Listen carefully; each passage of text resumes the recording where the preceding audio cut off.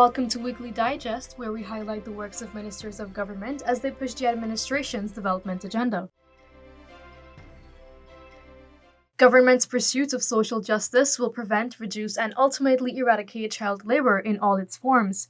Guyana has implemented several measures to mitigate the risk factors of child labor. Minister of Labor Joseph Hamilton made the assertion as the world observed World Day Against Child Labor on June 12 under the theme Social Justice for All, End Child Labor. Together with our inclusive and well-performing education system, we have a good social protection system which covers many social benefits, including foster care and adoption, and public assistance benefits. There is in place an adequate legislative framework to effectively deal with the issue of child labor.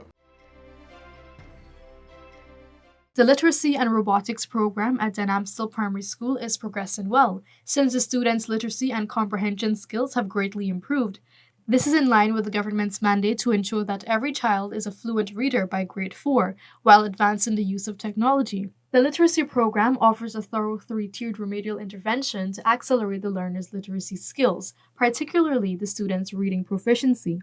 Meanwhile, more than 13,000 grade 6 students are benefiting from the breakfast program, where a nutritious meal is provided to them daily. Where we hire individuals from the community, give them a menu prepared by Carnegie, our school of home economics. So it's measured in terms of food value.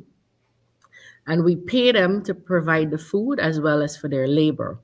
And that's been working splendidly across the globe. We're feeding more than 13,000 children every morning, and you haven't seen any big complaints online. And the reason for that's not to say we haven't had complaints, but we address them as soon as we get them. Several small business owners on Saturday benefited from management training, which was facilitated by the Small Business Bureau.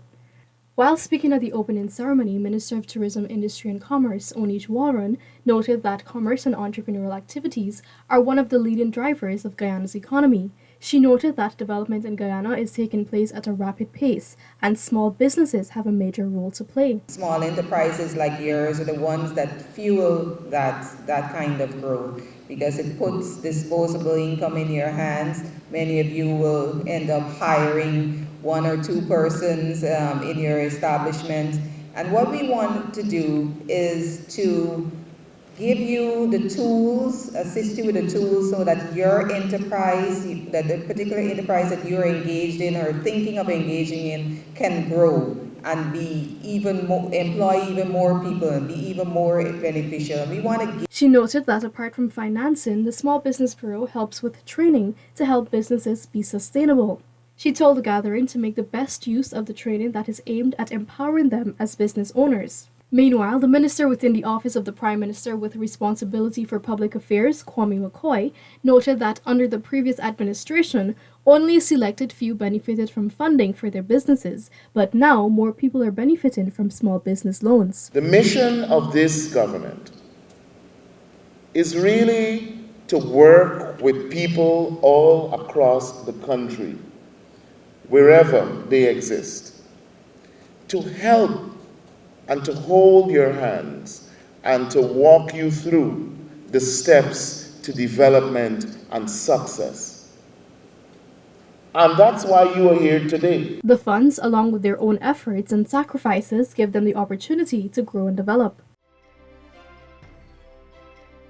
Residents of Acme Housing Scheme and Railway Embankment in Virgin Eugen Region 3 will soon receive land titles as part of government's effort to regularize the areas.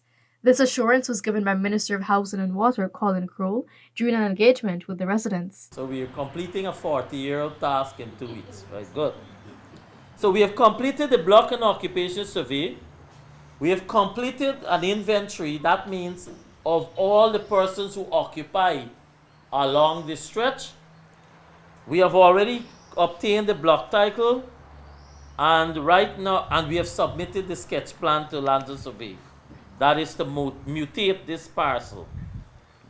It means, therefore, I can safely say, we will be able to complete that assignment within the 2 weeks timeline, because we have done our preliminary works already. This brings us to the end of this edition of Weekly Digest. For these and other government-related information, do log on to our website at dpi.gov.gy and our social media platforms as well. Goodbye.